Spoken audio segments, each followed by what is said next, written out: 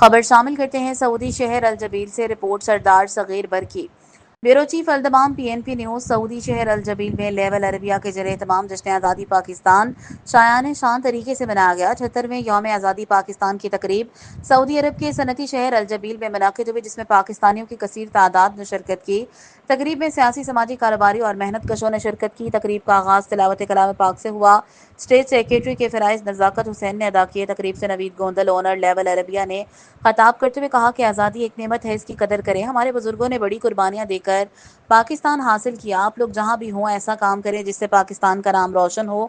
حسن نواز نے اس دن کی اہمیت پر روشنی ڈالی اور بانی پاکستان کو خراج عقیدت پیش کیا، جن کی لازوال جدوجہد اور قربانیوں کی بدولت ہمیں ایک آزاد مملکت پاکستان نصیب ہوئی۔ دیگر مقررین میں اویس میمن، طارق سلطان اور دیگر نے شرکاء سے خطاب کیا۔ شرکاء نے پرجوش انداز میں پاکستان زندہ باد کے نعرے لگائے اور اپنے وطن سے بے پناہ محبت کا اظہار کیا۔ آخر میں کیک کاٹا گیا۔